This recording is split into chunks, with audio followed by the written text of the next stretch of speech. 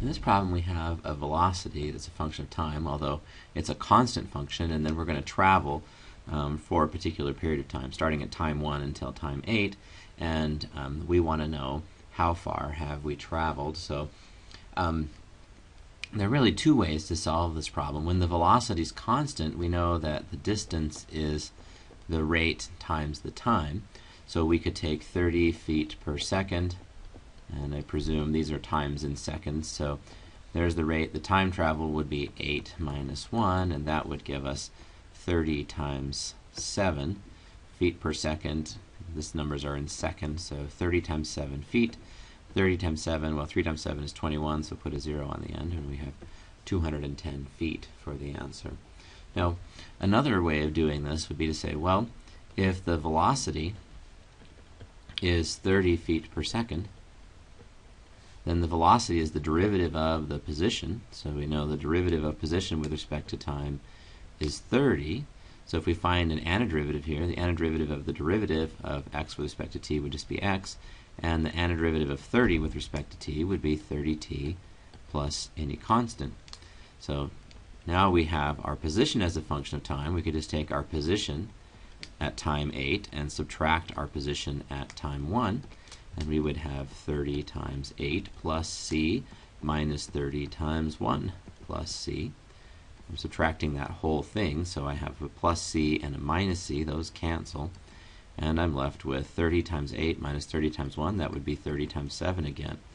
So we get 210. Now, so these two ways of doing it. One is by using an antiderivative, right? We have the velocity, so we find the antiderivative. That gives us the position. Then we just find the change in position between the two times, and that will tell us the net distance traveled. The other idea is to calculate this product, assuming that the rate is constant and the distance is rate times time. You could think of it this way. We're traveling from time 1 to time 8 on the t-axis, and all that while our velocity was the same value, 30 feet per second. And so to find the distance traveled, we were really just calculating the area of this rectangle. The base was 7 and the height was 30, so we got 210. So what we'll see is that this pattern holds even when the velocity is not constant. So in this example, we've got a velocity that's 8t feet per second, and we're going to travel over that same time period, but now our velocity is changing with time. So if we look at the problem, it's not as easy as before because our velocity is changing. Let's see, we start with at time 1 our velocity is 8. By the time we get to time 8 our velocity is 64, so it's 8 times as big. Sorry, not to scale here. So our velocity is changing over time. We could still use our antiderivative approach because we know the velocity is change in position. So if the velocity is 8t, then the position would be the antiderivative, and the antiderivative would be 4t squared plus any constant. So we have here our position as a function of time, so take our position when we stopped minus the position when we started. When we stopped, let's see, 8 squared would be 64, 4 times 64 would be 256, so we have 256 minus when we started, plus c, sorry, minus when we started our position was 4 plus c. I actually see that that constant doesn't really matter much because we have 256 plus c minus 4 minus c, and since the constant is coming up in both places, it's part of the position function no matter what the time is, then that disappears. So we get 252 feet as our answer here.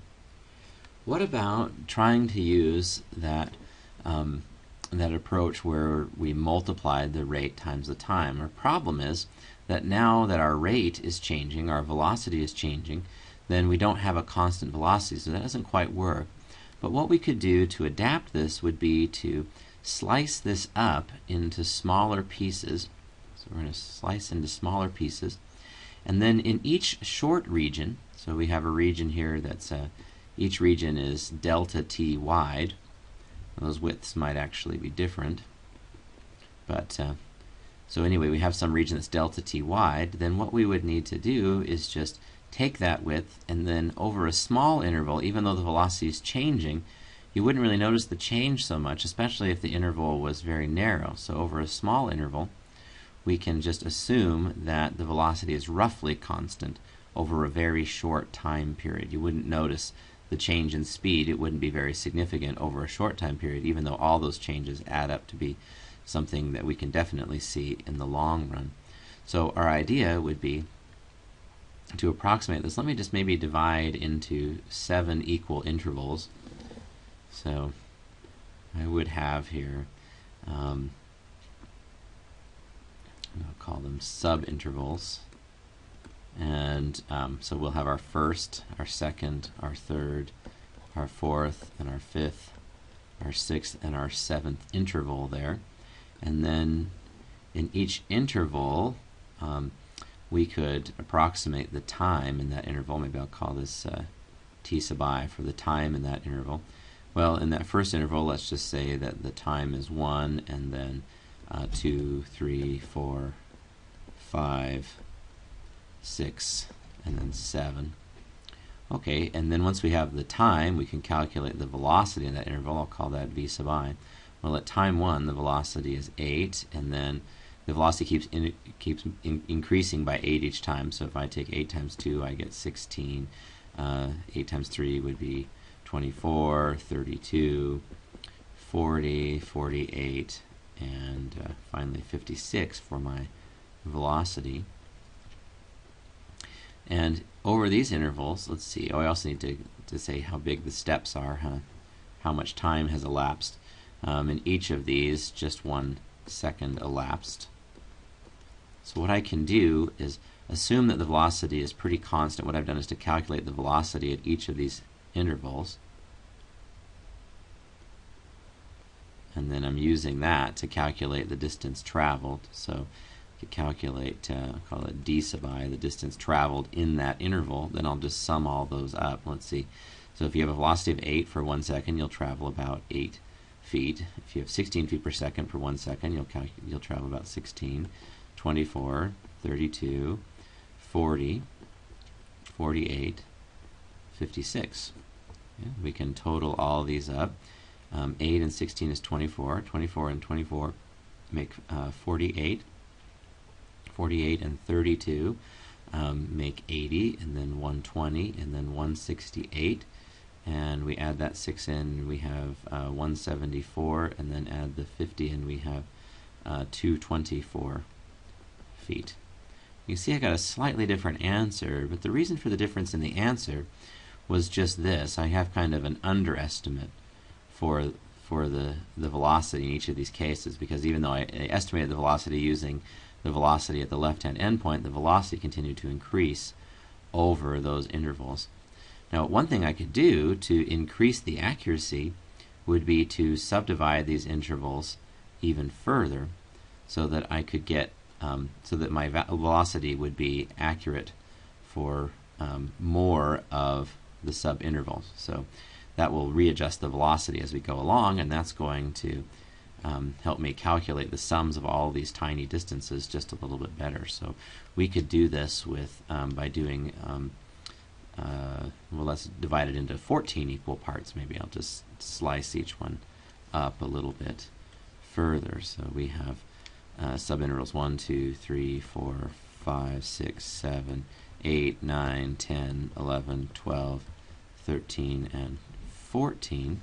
So now the times in those intervals, let's see, that will be time 1, and then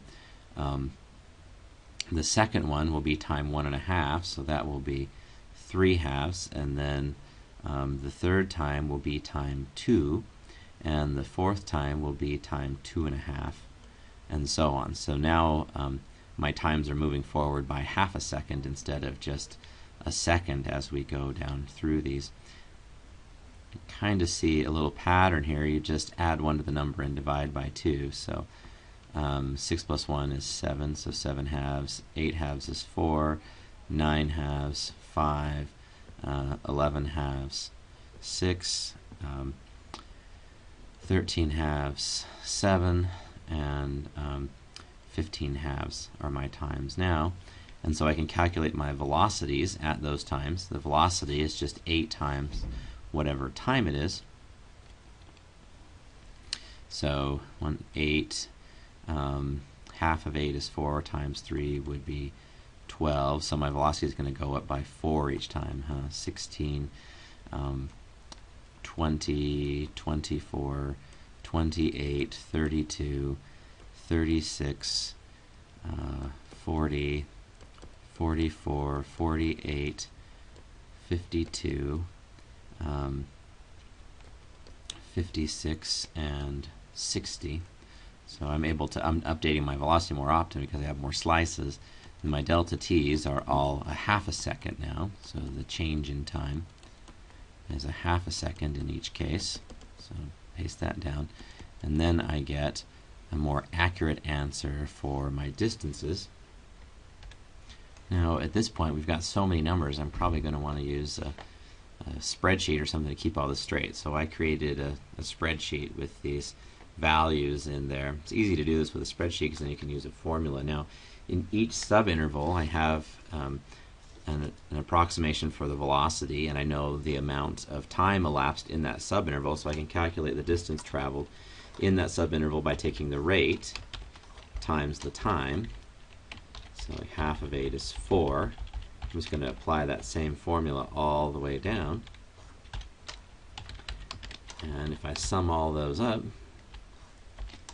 I'm going to get my next approximation to the answer, which is 238. So I got, by the time I took all these numbers and summed them down, I got 238 feet.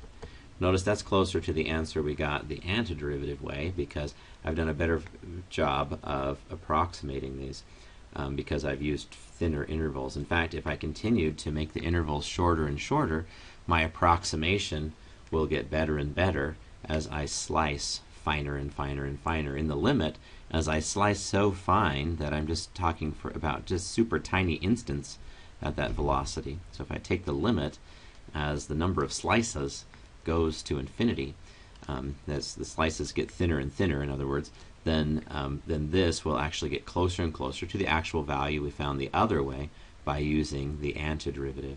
There's one more way we can see what's going to happen in this case anyway, without actually having to do all the slices. As I slice finer and finer, I'm basically going to be adding up a bunch of toothpicks, right? The area of each of these actually is just a rate times a time, so these areas all measure distances traveled, and so the total will be the total area underneath this curve, which happens to be a trapezoid. So knowing what I know about area formulas, the area of a trapezoid, you take the lengths of the two parallel sides, so that would be 8 and 64. You multiply by the height, which in this case the trapezoid's on its side, so the height is 7, and then you multiply by 1/2. Let's see, 64 plus 8 would be 72. Half of 72 is 36, and 36 times 7 is 210 plus 42, which, sure enough, makes 252.